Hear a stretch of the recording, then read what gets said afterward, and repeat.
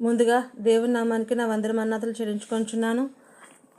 మరొకసారి ఇటు రీతిగా పరిశుద్ధ గ్రంథంలోని కొన్ని అమూల్యమైన మాటలు తెలియజేసేందుకు ఇచ్చిన సమయాన్ని బట్టి దేవుని నామానికి ఎంతో కృతజ్ఞతాస్తోత్రములు చెల్లించుకొంచున్నాను. ఈరోజు మనం చెప్పుకోబోయే అంశం ఉపవాసం.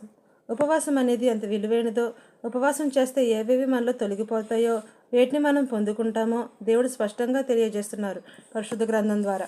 మత్తయి సువార్త 6వ అధ్యాయం.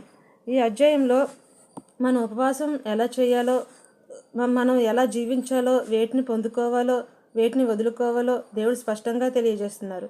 ముందుగా ఉపవాసం అనేది మనం దేవుని కోసం చేస్తామా, మనుషుల కోసం చేస్తామా? దేవుని కోసం చేస్తాం. మనం ఉపవాసం ఉండేటప్పుడు రెండో మనిషికి తెలియకుండా ఉపవాసం చేయాలి. మనలో ఉండే విశ్వాసం, మనలో ఉండే నీతి ఈ లోక మనుషులకు తెలియజేయకుండా, మనలో ఉన్నవాడు ఈ లోకంలో ఉన్నవాడు కన్నా గొప్పవాడు కాబట్టి మనం జాగ్రత్తగా ప్రభుకి ఇష్టమైన విధంగా ఉపవాసం చేస్తే అప్పుడు పరలోకమందున మన తండ్రి మనకి ఏమిస్తారండి? ఫలాలు ఇస్తారు. ఆయన ఇచ్చిన ఫలాలు మనం తీసుకుందామా? ఆయన ఇచ్చిన ఫలాలు మనం పొందుకునేటప్పుడు మనం ఎలా ఉండాలండి? ఆయనకి ఇష్టమైన బిడ్డలుగా మనం జీవిద్దామా మరి? ఎస్, హల్లెలూయా.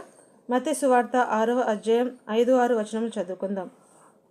మరియు మీరు ప్రార్థన చేయుచునేటప్పుడు వేషధారుల వల్ల ఉండవద్దు, మనుషులకు కనబడవలనని సమాజ మందిరముల్లోనూ వీధుల మూలముల్లోనూ నిలిచి ప్రార్థన చేయటం వారికి ఇష్టము. వారు తమ ఫలము పొంది ఉన్నారని నిశ్చయముగా మీతో చెప్పుచున్నాను. నీవు ప్రార్థన చేయుచున్నటప్పుడు నీ గదిలోనికి వెళ్ళి తలుపు వేసి రహస్యమందున నీ తండ్రికి ప్రార్థన చేయము. అప్పుడు రహస్యమందు చూచి నీ తండ్రికి నీకు ప్రతిఫలం ఇచ్చును. ఈ 2 వచనంలో మనం ఎలా ప్రార్థన చేయాలో దేవుడు స్పష్టంగా తెలియజేస్తున్నారు. 5వ వచనం. మరి మీరు ప్రార్థన చేయుచునేటప్పుడు వేషధారుల వల్ల ఉండవద్దు, మనుషులకు కనబడవలని సమాజ మందిరముల్లోనూ వీధుల మూలముల్లో నిలిచి ప్రార్థన చేయటం వారికి ఇష్టము. వారు తమ ఫలము పొంది ఉన్నారని నిశ్చయముగా మీతో చెప్పుచున్నాను. కొంతమంది భక్తిపరులు ఉంటారు. వాళ్ళని చూస్తే నిజమైన భక్తిపరులుగా కనబడతారు. కానీ వాళ్ళు ప్రార్థన సమయంలో ఏం చేస్తారు? నిద్రపోతారు. ఆమెన్ అనేసరికి నిద్రలెగుస్తారు. వాళ్ళ యొక్క భక్తి, ప్రార్థన, విశ్వాసం దేవుని దృష్టిలో ఏమైందండి? వేషధారణ అయింది. దేవుని బిడ్డలు అని చెప్పుకుంటున్న మనం దేవునికి ఇష్టమైన బిడ్డలుగా జీవిద్దామా, వేషధారులుగా జీవిద్దామా? ఎస్, హల్లెలూయా. మనుషుల ముందు మనం వేషధారులుగా నటించినా, మనల్ని సృష్టించిన సృష్టికర్త దగ్గర మనం వేషధారులుగా నటించగలమా? ఎస్, నటించలేం.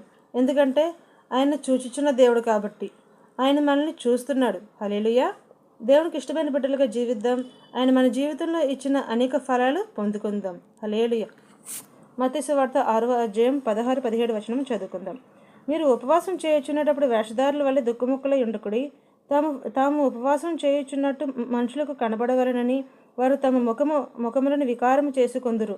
వారు తమ ఫలము పొంది ఉన్నారని నిశ్చయముగా మీతో చెప్పుచున్నాను. ఉపవాసం చేయుచున్నట్టు